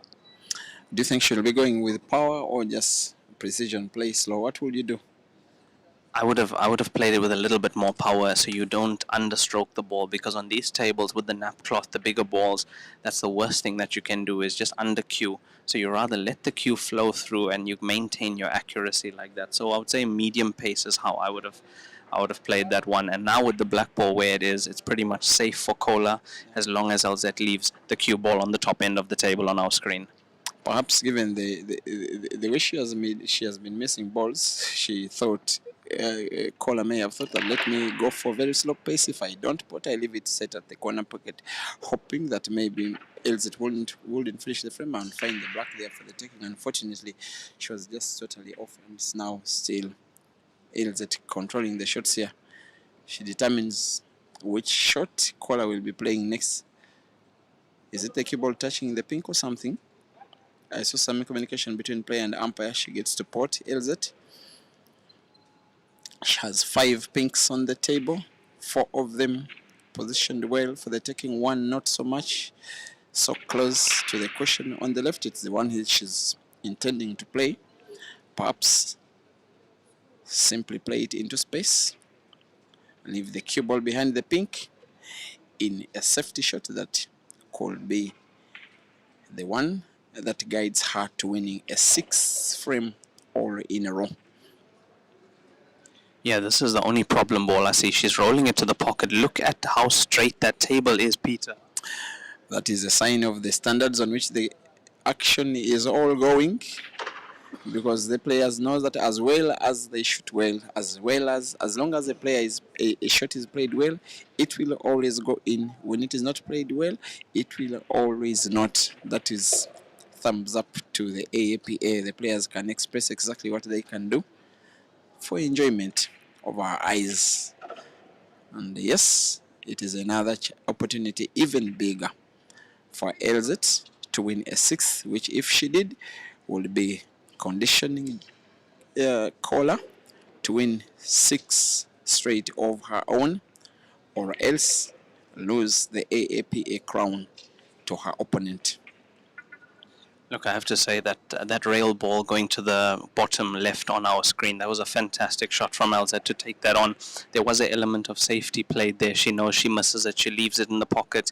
Cue ball also a lot of distance between the black ball, but she has played absolutely fantastically from frame 1. And it's going to be a very, very tough road for Nicola to come back from this, especially after the missed black ball in this frame, Peter. It even plays on your mind as a player. The chance you get that easy, then you throw it away that easy. In your mind, you are like, maybe it is not my day. Maybe let me just play the match to completion. That's why you need a lot of motivation. You need someone who believes in you during the time out, which I think they will be having after this frame. Maybe a member of the family or a member of the coaching team or a close friend or someone like that. But look at Elzette. That is special. It is not stuff of ordinary players, a shot like that. It is the stuff like top players. She's queuing like someone who plays Heyball day in and out. And she increases her lead. Nicola Rosa 1, Elzette Cohen 6, race to 7 for the gold medal match. An update from the 10-ball men's, Peter. Jason Taron is on the hill. He's 8-5 up against Kyle Akalu at the moment. He's potted the 9. He's coming into the angle of the 10. This is to win the title for Jason Taron. You can watch this live on YouTube, SA 9-ball page. Jason Taron on the 10-ball. And it's there. Jason Taron is your All-African 10-ball champion in the men's division. He's defeated Kyle Akalu 9 frames to 5. What a match that is. And there again as well, Jason went ahead quickly and he held the lead, Peter. I can tell you, I've always been watching Kyle on the internet. I've also been watching Jason. I only watched one match for Jason early in the competition. The way he was playing, I was like, there is nobody going to stand a chance against this guy. He can really mean to simplify the big table. I get to understand now all the successes he has gotten over the years in the small and now big table. He's not just a Heyball specialist, he's a 10-ball specialist for me. I can just not stop congratulating him. It is a very, very deserved victory. In terms of quality, he was just a much better player against the chasing pack. In the meantime, guys, we have our first time out of the match in the ladies' Heyball final as Elzette leads by 6 frames to 1 against Nicola. Once again, the 10-ball African champion for 2026 is South Africa's Jason Taron after defeating Kyle Akalu by 9 frames to 2.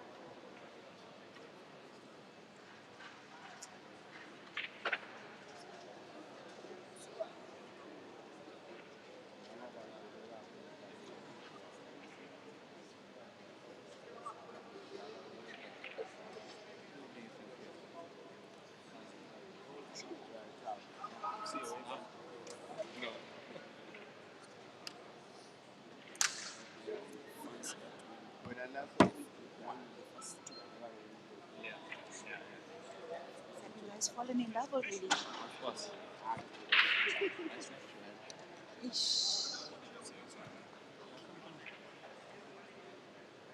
We didn't get these mics to work yet, so we're going to try and make it work. We didn't have time to make them work. So you're using repeaters. But it's good, it's alright. It's the mic quality is yeah, we need to try and But now they're practically kissing. yeah, we're practically It's strict to don't break relationships, right? keep quiet. Yeah, me as well.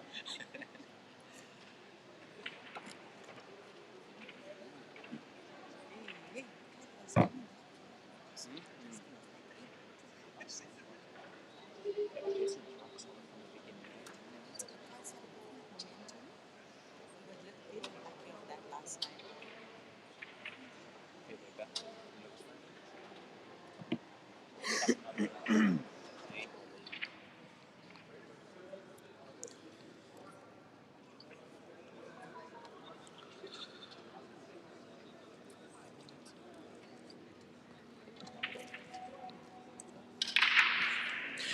Good afternoon, everyone, and we are back after the player break. The score is 6-1 in favor of Elzette Kun over Nicola. So as you can see, it is an all South African affair here in the final of the ladies division and the Heyball division here at the All Africa Championship. We are live from the Plate Soho Dome here in Suncoast Casino and Entertainment World. Your commentators for the match, Raymond Tilek and Peter Kiobi. I mean, it's been such a privilege doing commentary with Peter on many of the previous Heyball streams. I mean, we know each other as well throughout the tournaments. A lot of comments on the streams that we should do commentary together. So it is a privilege for us to be doing commentary together. Big thank you to Apa and Sapu for putting a tournament like this together and all the role players behind the scenes. We are on the final day now. Next up after this will be the Heyball men's final.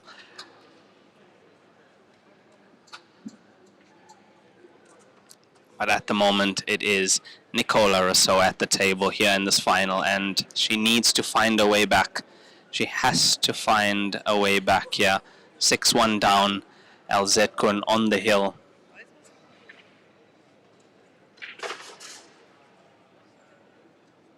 Now Nicola has secured blues after that miss from Elzette. Problem is, Elzette is in fine form at the moment. She's flowing, she's found her rhythm. The focus is there as well. I just hope for Nicola's sake that that missed black ball in the previous frame does not affect her throughout the rest of this match. As a pool player, as a Q Sport player, the best thing you can have is a short-term memory. You miss a ball, you forget about it instantly, but we all know, all of us who play this game, it is so hard to do that. We tend to focus more on our misses than our actual accomplishments during a frame, and that tends to cost us in the end. Having said that, though, Nicola is so multiple black ball ladies champion as well. She's been in so many finals across her career, one of the most successful female players in South Africa, without a doubt.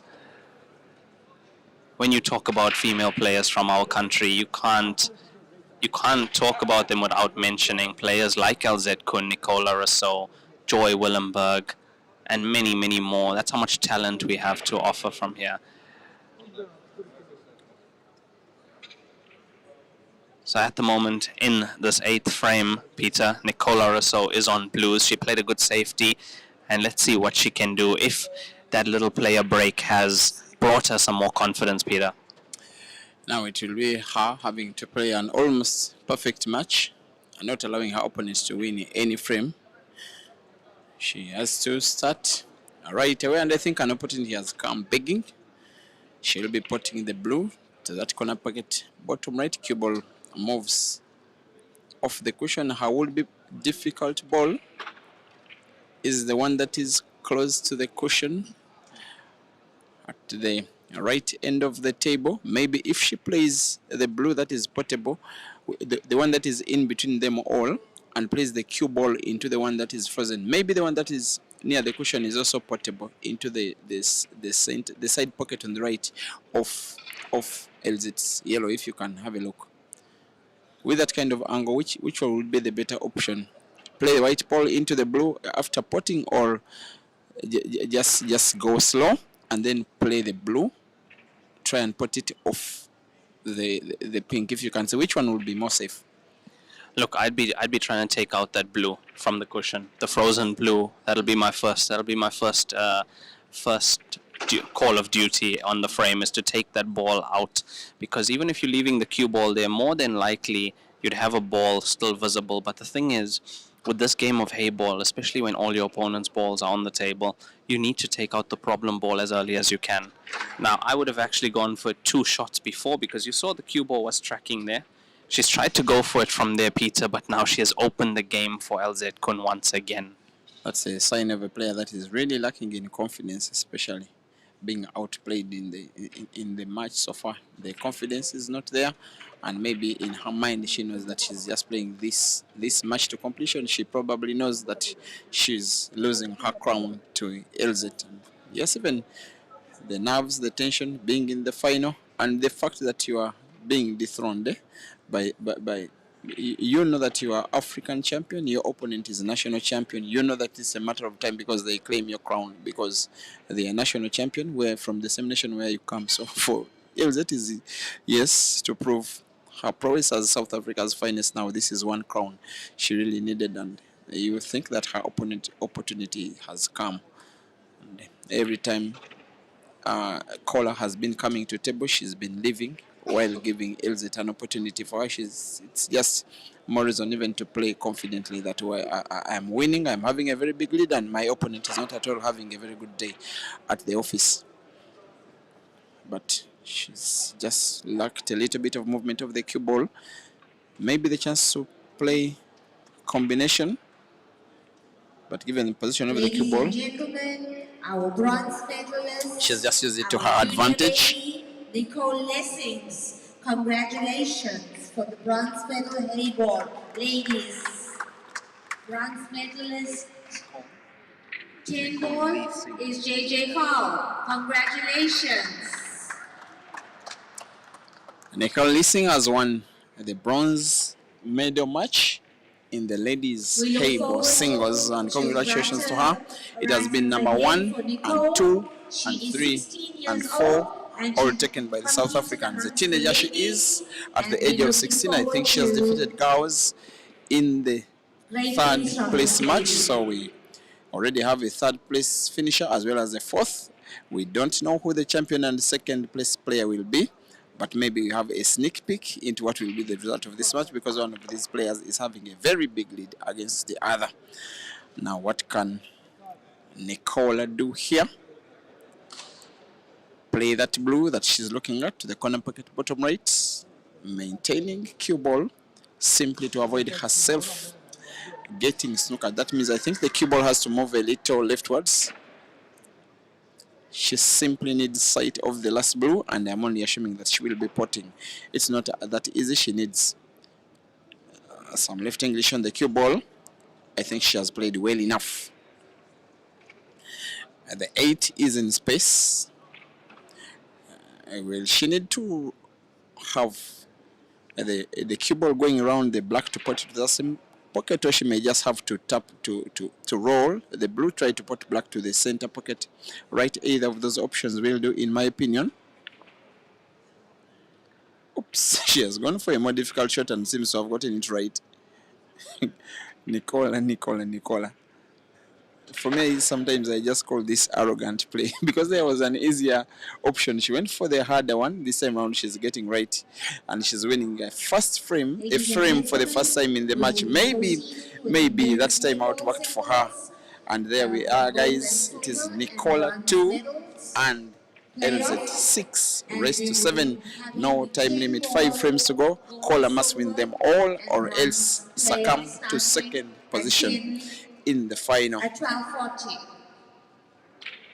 We shall shortly be starting the ladies 10 ball final. That shall be between Joy Williamburg of South Africa taking on fellow countrymates. That is Marina Jacobs. Oops, sorry. I'm sorry. It will be Elzette. Elzette will be competing in another final against Joy, this time around on the Heyball table. I think it will be another race to 7 in no time limit on the 10 ball table. I am sure it will absolutely take less time because I find it easier to play on the 10 ball table than the Heyball table. Yeah, it does. I've seen the players play a bit more quicker on the 10 ball table. I mean, you only do have 10 balls on the table, not 15. But that was actually a very nice point for Nicola to get. And the way she played it, the way she played the last few balls, it was very confident. Even to play the backspin to land on the black ball, that was a tough shot, as you said, Peter. It was the toughest shot to play to get onto that black ball. But she played it, and that's a kind of shot sometimes you need, just to get your confidence back. it was really a confidence boosting shot. Now, if she can win this frame and maybe another, now what you do, you just fight for every frame as it comes. You're down, fight for every frame just as it comes. Don't think about the scoreline, don't think about what may hit you.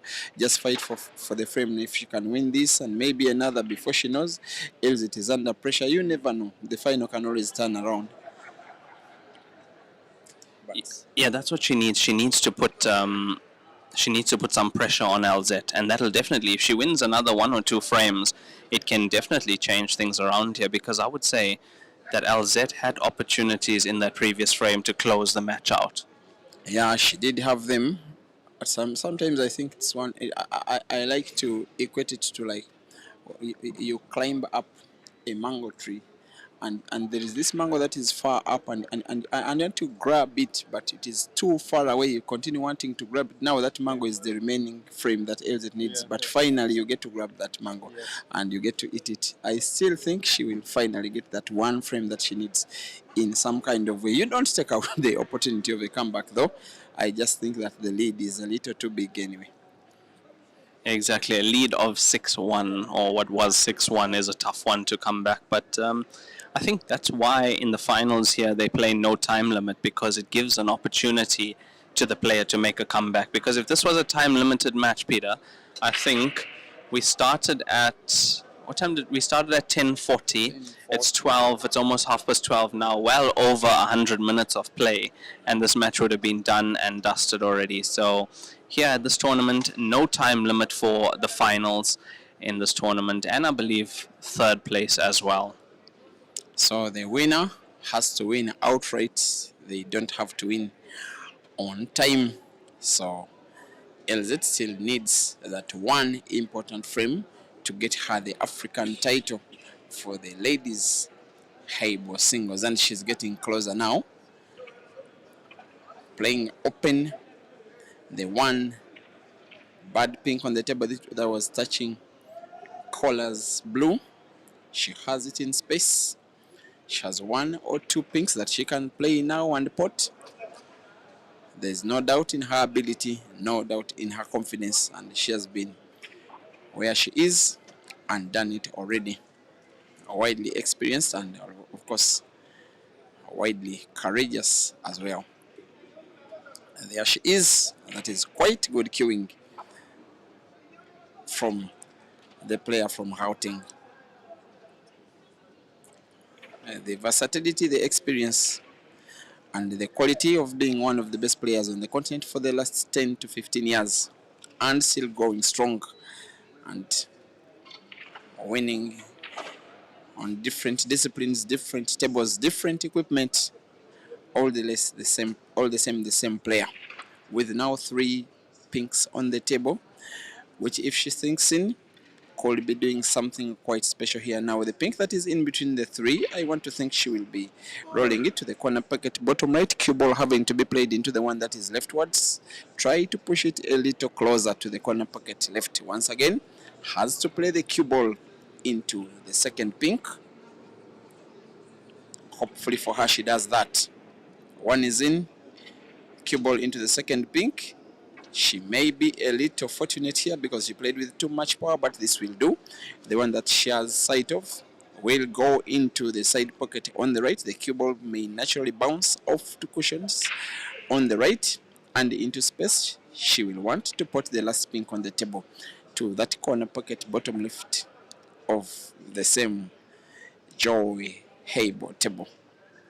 You know, the 2 shots ago, the positional shot she played to get onto the 3 pinks left the cue ball in a little bit of no man's land there, which is why that 1 pink has gone astray and made this a little bit more difficult for Elzette. But look at what she can do, and unfortunate, Peter. Unfortunate that the cue ball was played into that pink. She wanted it just behind on the right for her to put to that corner pocket.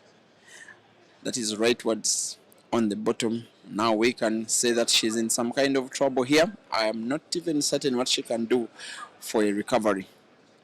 Maybe play the pink into that side pocket where there is the blue. Try and displace the blue, replace her pink, but she cannot pot surely. I also don't see a real aspect of combination shooting.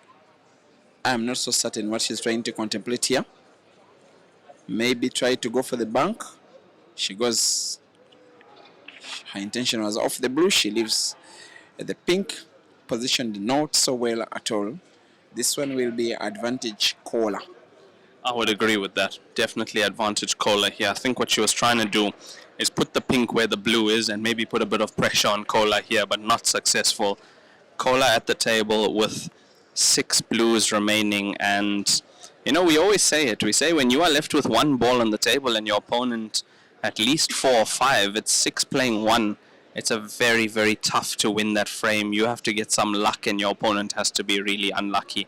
I think Kola is going to be going center pocket here.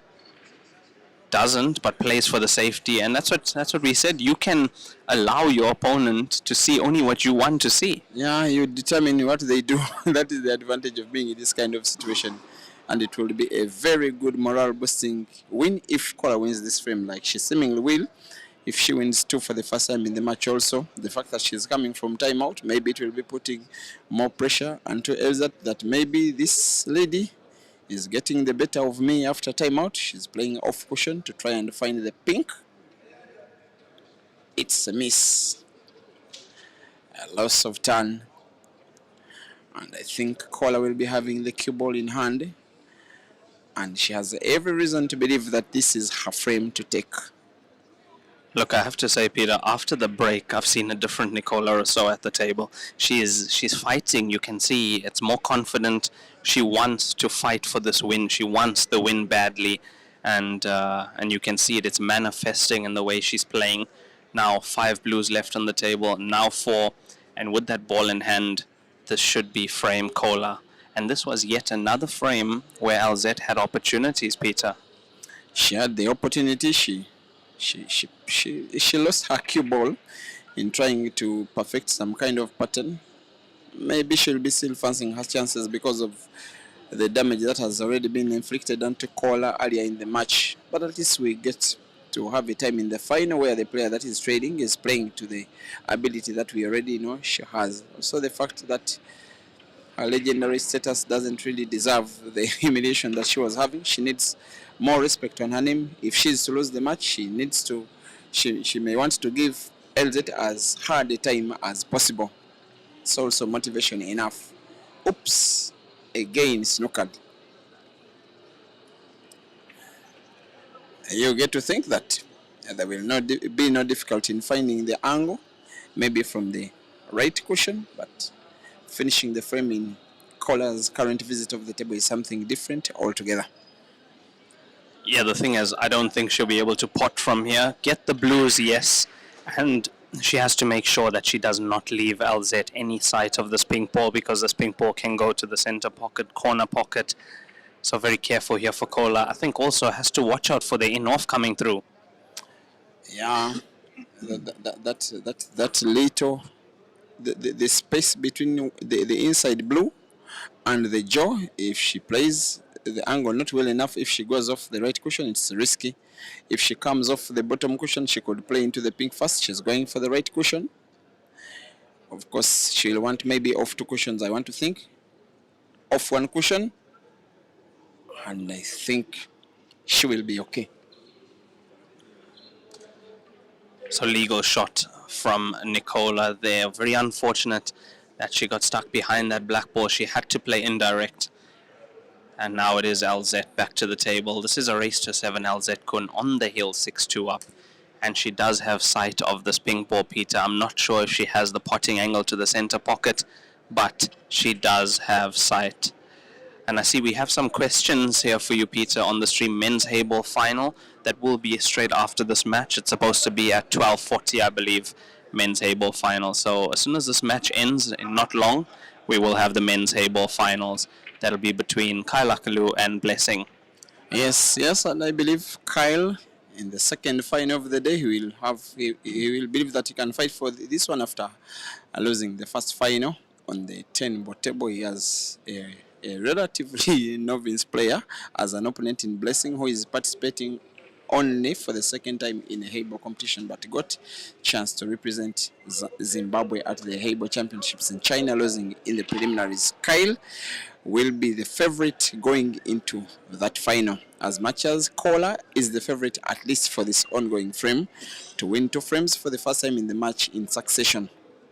Or I cannot believe my eyes. Whatever is happening, maybe she may have needed the extension. Maybe she stretched her body way too much because of the length of the Joy Heyball table. This one will be a very good opportunity for Elzette to take down Kola once and for all in the final, to play with the top spin cue ball bouncing off the bottom cushion to move back towards the top end of the table. Using precision, using right English, she couldn't have played that cue ball any better. I'm very surprised at the miss there, Peter. I mean, it was shocking to see that miss from Nicola Rousseau, giving this, because that was 6-3. That was going to be 6-3, and the pressure would have shifted. That was definite pressure on Cohen, and yet we now have the exact opposite, because she seemingly could be winning the match and the final and the tournament now, and she does. There's a big round of applause from the fans and fellow players in the arena, because yes, the 2016 black ball champion in the ladies and team and the ladies singles and team event, who is the reigning South African champion in Heyball, now vindicates herself as South Africa's best Heyball player by defeating the African champion from South Africa. The new ladies Heyball singles champion is Elzette Cohen, ladies and gentlemen, from South Africa. A big congratulations to her, as once again confirming her status as Africa's best Heyball female player. Raymond. Thank you so much, Peter Kiobi. That was brilliant. Your commentators for this match, Raymond Tilak and Peter Kiobi. Elzette Kun, your winner of the All-African Heyball Championship Division, 7-2 over Nicola Rousseau. We will have the men's final coming up shortly. Stay tuned to the stream. We'll be back. Commentators for that match will be Lenyukta Chetty and Raymond Tilak as well. Thank you guys so much for joining us. And a big thank you to Peter Kiobi as well. Brilliant as always. Thank you. It was very proud for me. I was really looking forward to commentating alongside you. So I'll go back home and I'll show off that I did commentary alongside Raymond. And I hope we can do many more commentaries in the future, Peter. Our fans love it.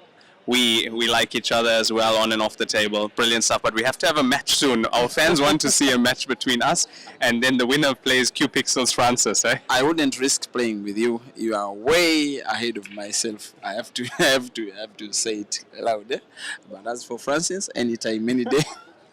Thank you, Peter, and thank you, viewers. We'll be back shortly with the men's Heyball final on the stream from Lenyukta Chetty and Raymond Tilak. Thank you, guys.